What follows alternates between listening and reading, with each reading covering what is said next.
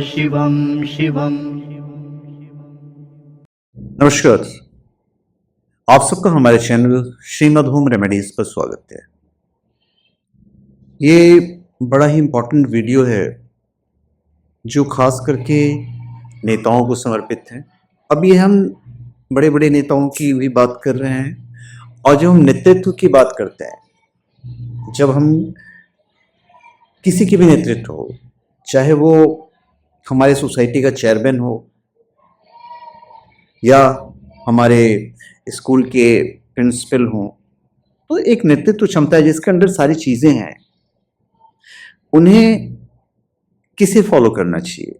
तो मेरे हिसाब से उन्हें भगवान शिव को फॉलो करना चाहिए। भगवान शिव के गुणों का अनुसरण करना चाहिए। भगवान शिव देखिए सबके आराध्य हैं, दैत्यों के भी, देवताओं के भी, हमारे मनुष्यों के भी। कहीं कोई भेदभाव नहीं है। देखिए जो दैत्य थे वो वरदान मांगने के लिए किसके पास जाते थे? ब्रह्मा जी के पास, विष्णु जी के पास नहीं जाते थे।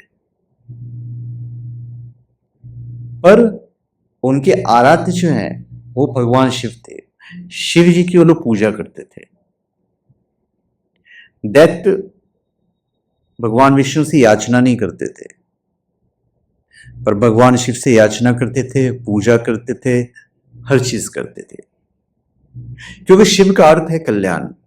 तो जो सर्वोच्च पद पे बैठा हुआ है उन्हें उस शिव को फॉलो करना चाहिए। देखिए कल्याण सब चाहते हैं, मनुष्य हो, देवता हो, दैत्य हो, अच्छा इंसान हो, बुरा इंसान हो। इसलिए शिव से किसी का विरोध नहीं है। तो जो सर्वोच्च पद पे बैठे हुए हैं उनका किसी से कोई विरोध नहीं होना चाहिए। सबके लिए सुलभ, जैसे शिव सबके लिए सुलभ है, बुरा भंडारी कहते हैं। तो आपको शिव बनना है, नेताओं को शिव बनना है। अपमान और निष्ठा का विष पीना है। जैसे आप किसी सोसाइटी में रहते हैं तो हम लोग चेयरमैन को उल्टा सीधा हम लोग बोलते हैं, बुरा भला बोलते हैं, तो कभी वो पलट के जवाब दे देते हैं, गुस्सा भी उनको आता है। पर यहाँ पे अगेन उन्हें शिव को फॉलो करना चाहिए। आपको विष पीना पड़ेगा, क्योंकि समाज के लिए, सोसाइटी के लिए, देश के लिए आपको हर चीजों को समझ कर लेना है। भगवान शिव में एक नियंत्रण शक्ति थी, नियंत्रण शक्ति है। कैसे? देखिए शिव के चारों तरफ नाग लिपटे हुए हैं, गले में नाग लिपटा हुआ है, तो विषधरों को भी उन्होंने नियंत्रित किया हुआ है। तो ये जो नियंत्रण शक्ति है, उन सर्वोच्च पद पे बैठे हुए जो लोग हैं, जो नेता हैं, उन्हें यही गुण अपनाना है। नियंत्रण शक्ति, अच्छे बुरे सबको कैसे नियंत्रण में रखना है। शिव वही हो सकता है जो इन पर नियंत्रण कर सके। नेतृत्व की शिवता शिव जैसी नियंत्रण शक्ति की ही अपेक्षा करती है। अब द्वितीय नेत्र, भगवान के पास तृतीय नेत्र था। मतलब क्या? दो नेत्र तो सबके पास है, सब उनसे देखते हैं, अनुमान लगाते हैं, निष्कर्ष निकालकर कार्य करते हैं। किंतु शिव ज्ञान की तृतीय नेत्र से देखकर विचार करते हैं। तो उन सर्वोच्च पद पे जो बैठे हुए हैं उन्हें विचार करना है, सही निष्कर्ष तक पहुंचना है, तभी आप उसका जो है उसका लाभ जो होगा समाज को। ज्ञान का यही तृतीय नेत्र लोक कल्याण के लिए आवश्यक पड़ने पर रुद्र रूप धारण कर अशिव शक्तियों का संहार करना है। विलास प्रियता पर आपको अंकुश लगानी है। देखिए आप जब खुद विलासपूर्ण जीवन जीने लगेंगे तो जिनका आपको कल्याण करना है उनका कल्याण कैसे होगा?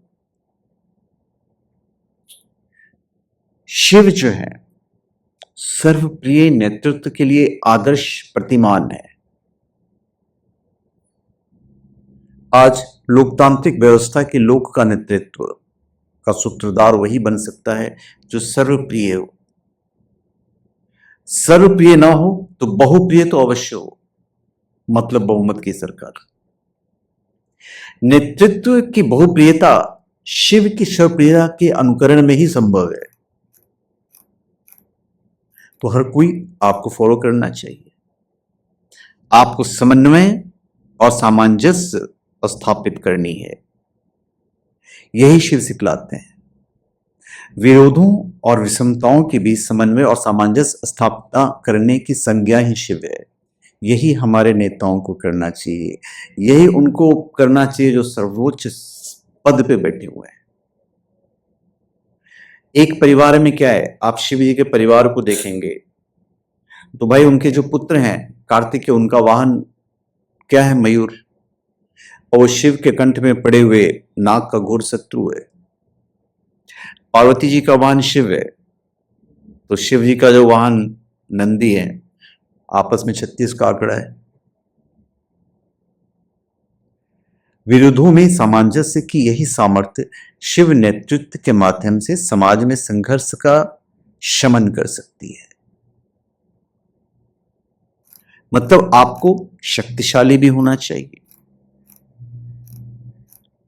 अब हम आते हैं करुणा। देखिए शिव जी कितने भोले भाले हैं।